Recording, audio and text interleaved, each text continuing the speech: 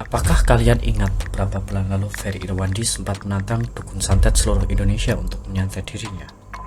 Tantangan ini viral di media sosial dan membuat banyak orang bertanya-tanya apakah santet benar-benar bisa dibuktikan. Dan yang lebih penting, bagaimana hukum di Indonesia mengatur hal semacam ini? Di video ini kita akan membahas pasal 252 KUHP 2023 yang mengatur tentang santet atau sakti-saktian lainnya dan menghubungkannya dengan teori hukum sebagai alat perubahan sosial.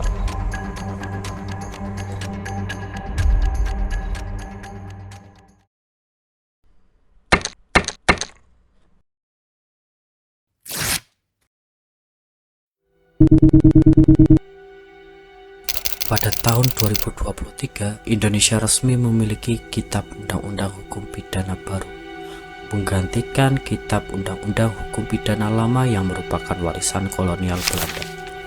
Sekumpulan aturan ini akan berlaku mulai Januari 2026. Salah satu aturan baru yang menarik perhatian adalah pasal 252 yang secara spesifik mengatur tentang santet dan praktik perdukunan.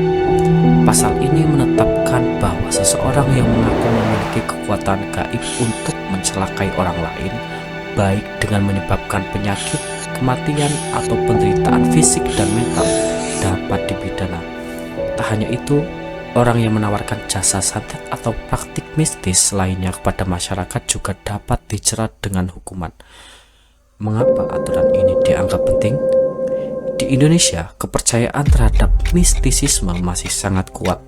Banyak orang yang percaya bahwa santet, dukun, dan ilmu gaib benar-benar bisa membahayakan seseorang. Dalam hukum pidana, pasal ini merupakan delik formil. Artinya, seseorang bisa dihukum meskipun tidak ada akibat nyata dari perbuatannya.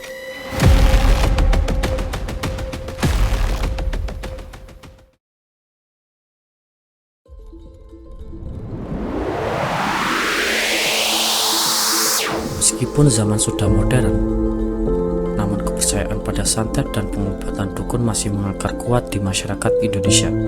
Dalam beberapa kasus, orang bisa mengalami kerugian finansial atau bahkan kematian akibat terlalu percaya pada dukun. Tan Malaka dalam bukunya berjudul Madilog pernah menyebut bahwa logika mistika adalah salah satu penghambat kemajuan bangsa. Selama masyarakat masih mempercayai hal-hal supranatural tanpa dasar ilmiah, maka pola pikir rasional sulit berkembang. Jika pasal 252 diterapkan, hal ini tentunya menjadi suatu hal yang bagus. Hukum sudah seharusnya menjadi sarana untuk menghapus logika mistika yang menghambat kemajuan sosial. Dengan adanya regulasi seperti pasal 252, ada harapan agar masyarakat lebih berpegang pada bukti dan rasionalitas dalam kehidupan sehari-hari.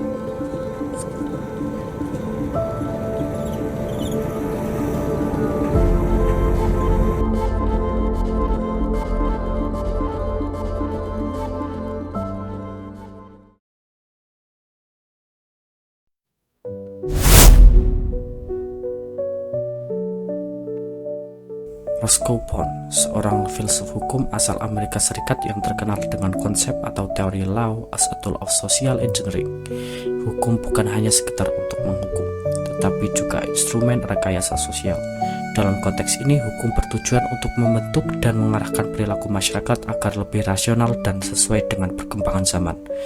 Di Indonesia, gagasan ini dikembangkan lebih lanjut oleh Profesor Mokhtar Kussumatmadja, seorang ahli hukum sekaligus mantan Menteri Kehakiman yang menyatakan bahwa hukum adalah sarana pembaruan masyarakat.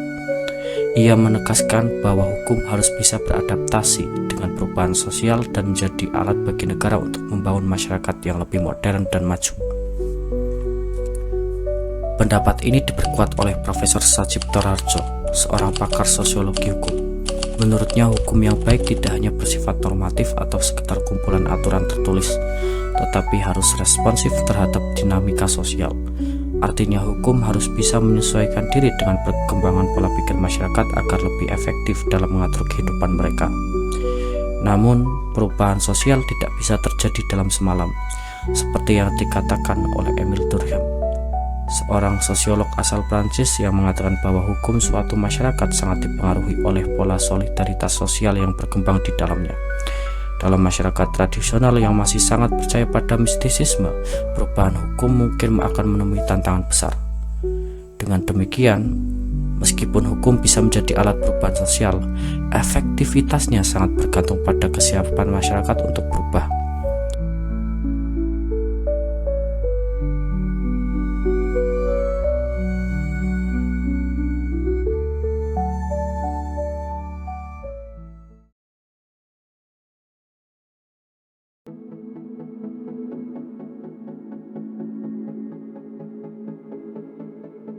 Dari pembahasan tadi, kita bisa melihat bahwa hukum memang dapat digunakan sebagai alat untuk membentuk dan mengarahkan perilaku masyarakat, seperti yang dijelaskan oleh Raskopov dan para ahli hukum lainnya.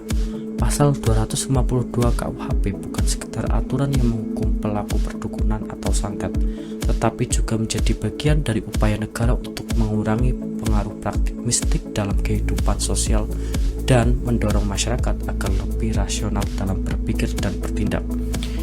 Namun, efektivitas hukum sebagai alat perubahan sosial tidak bisa hanya bergantung pada peraturan tertulis. Seperti yang dikatakan oleh Profesor Sachipto Raharjo, hukum harus bersifat responsif terhadap kondisi sosial masyarakat. Dalam hal ini, perubahan pola pikir dari kepercayaan mistik ke arah yang lebih ilmiah membutuhkan dukungan dari berbagai aspek, termasuk pendidikan, budaya, dan kebijakan publik lainnya.